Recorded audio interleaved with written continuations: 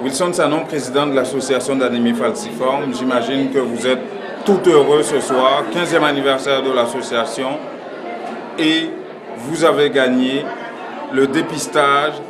Et maintenant, aujourd'hui, 1er mars, officiellement à la grandeur du Québec. Est-ce que vous confirmez? Je le confirme et je dois vous dire, c'est une histoire extraordinaire et on est bien content de... On est heureux, quoi. Oui. On est heureux. C'est le cas de le dire. On est heureux. Oui. Donc après 15 ans de bataille, 15 ans d'échanges avec le gouvernement, et on a finalement réussi à faire changer de décision par rapport à la cause. Oui, la vie de l'Institut national de santé publique était différente, mais en fait, on a continué à travailler, ça ne nous a pas empêché de baisser les bras, et aujourd'hui, voilà. Quand vous me parlez d'Institut national de santé publique, c'est que voilà 2 ans, l'Institut n'était pas tellement pour ce dépistage néonatal de manière officielle, mais voilà 2 ans, c'était quand même dans 2 régions, Montréal et Laval. Ça a été fait, oui, malgré la vie contraire de l'Institut national, qui pensait qu'on était capable de pouvoir prendre soin de ces enfants-là sans nécessairement besoin de faire un dépistage, quoi. Donc alors... une prise en charge dès la naissance.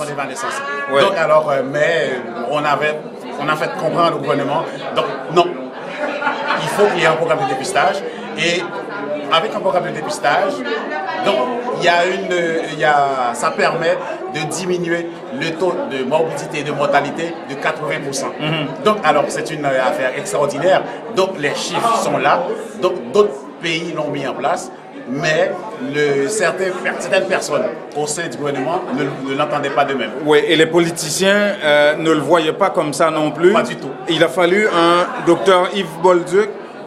Il fallait que le docteur Yves Bolduc a mis son poing sur la table, a dit que malgré l'avis de ces spécialistes, nous, on va aller de l'avant. Il était ministre de la Santé à l'époque. Il était ministre de la Santé à l'époque. Okay. Donc, alors, lui, malgré l'avis contraire de ces spécialistes à l'Institut national de santé publique, lui, il a décidé, il a pris ça en charge, il a dit oui, on va aller de l'avant, il faut le faire parce que c'est important, parce que ça sauve des vies, ça améliore la qualité de vie, pas seulement la qualité de vie des enfants, mais aussi la famille aussi.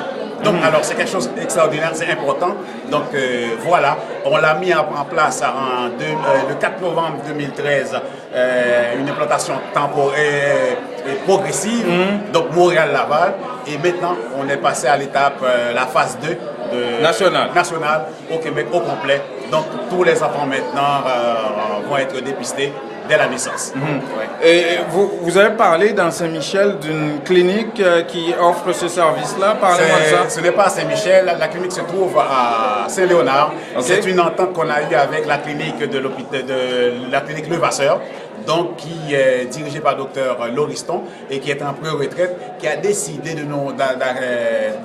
d'accorder tous ces vendredis matins pour recevoir les gens qui veulent se faire dépister.